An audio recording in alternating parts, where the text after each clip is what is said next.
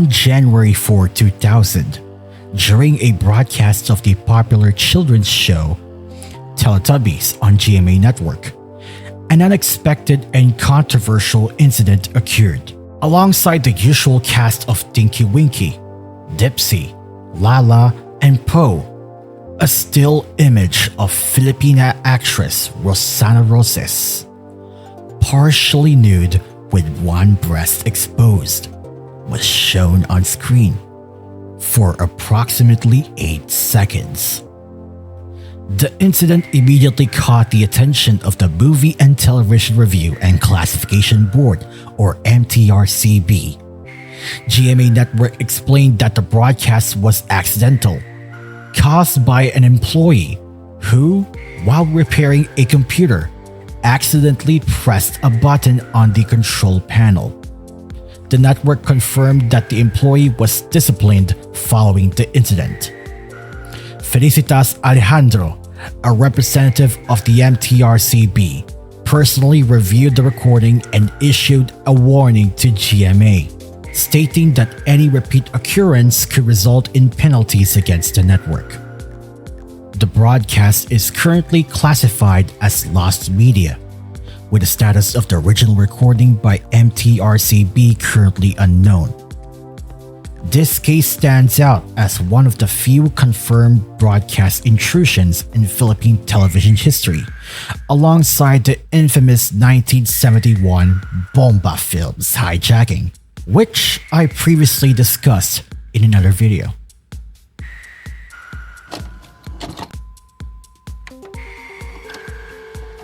A fashion icon, legendary socialite, and actress, Elvira Manahan was also known for her evening entertainment and talk show, Two for the Road. Highly regarded as the first of its kind in Philippine television for its skits, musical performances, and Manahan's hosting with her trademark laugh. The show thrived under pre-martial law ABS-CBN in the 1960s. Directed by Nestor Torre and Edmond Sicam, the show was at its peak when Elvira Manahan was joined by co-host Joey Lardizabal. Following Lardizabal's death, Eddie Mercado became her partner. In the late 1970s, the program was revived on Channel 4 with Nestor Torre as her co-host. It was later moved to GMA Channel 7, where Torre remained her co-host, with Maria V. Montelibano taking over as director. Although this 1980s version was often described as a watered-down or subdued version compared to the 1960s iteration, it still carried its trademark glamour and glitz. The contrast was stark because eyewitnesses once described the original 1960s version as downright dangerous, often pushing the boundaries of what was considered acceptable on live television at the time. Two notorious incidents illustrate just how bold it once was. One such episode in the 1960s featured guests Johnny Mercado, Pandot Ocampo, Belinda Olivares, and Johnny Jubilia. They were asked to play a game where the losers would be dunked into a drum of water. When Belinda Olivares lost, Elvira playfully asked Pandot Ocampo to be a gentleman and take the dunking for her, protesting with the line, "Not in these clothes!" Ocampo began stripping on live television. Elvira rushed forward to block the camera, but it was too late. He had already removed all his clothes except for his briefs before dunking himself into the water. When he emerged, the briefs had turned transparent, creating such a scandal that Ocampo personally apologized to ABS-CBN President Henny Lopez. Another controversial incident occurred in September 1972, just days before martial law was declared. At the time, a powerful typhoon, possibly Typhoon Paring, was raging. And Two for the Road held a special telethon for public service. During the broadcast, a phone rang, and Elvira answered with her trademark smile. On the other end was a man described as having a squeaky, slimy, slazy voice. After confirming he had reached Two for the Road, the man began repeating Elvira's name while panting suggestively. Amused and slightly confused, Elvira laughed and kept asking, "Yes? Who is this, please?" Before realizing what was happening, suddenly, the man moaned and blurted out this obscene remark. The live audience was shocked, and many viewers at home reportedly switched off their televisions in protest. Elvira, however, reacted with humor rather than offense. She laughed so hard she had tears in her eyes and even banged her fists on the floor.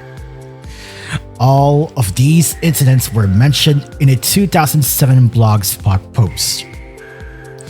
They became infamous in the show's history, and in fact, there were even more controversial moments associated with the show.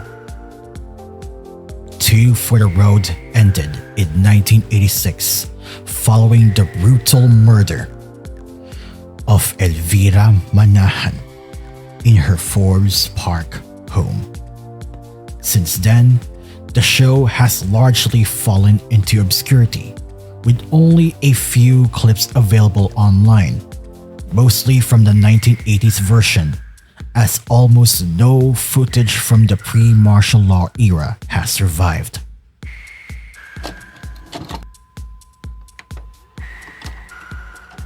Dovie Beams is an American actress infamous for her illicit sexual affair with then-President Ferdinand Marcos Sr. The affair began in 1968 after Beams traveled to the Philippines to star in the war film Maharlika, which was partially funded by Marcos. The film was based on his alleged exploits during World War II. On multiple occasions during their sexual encounters, Beams secretly hid a tape recorder under the bed where they were making love. The recordings captured Marcos singing to Beams, most notably the Ilocano folk song,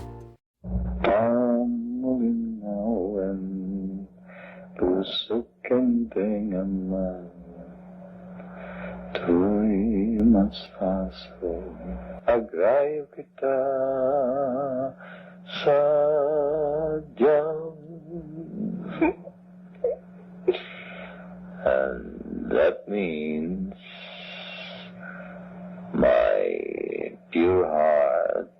Oh, you're in silly mood. And tell me what you said last night. Come closer to me. as well as his pleas for oral sex, physical movements in bed, intimate conversations, breathing, and moaning sounds. The affair ended in 1970 after a stormy breakup, which catapulted Beams to infamy. On November 11, 1970, shortly before leaving the country, she held a press conference at her room in the Bayview Hotel in Manila.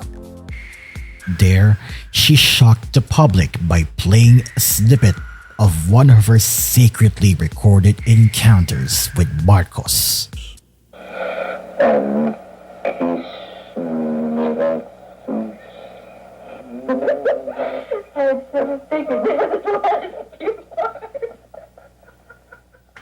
The tapes were later broadcast on UP Diliman's radio station DZUP, and several Filipinos managed to obtain copies. One of them being journalist Bu Chanko, as mentioned in the book Kapitan.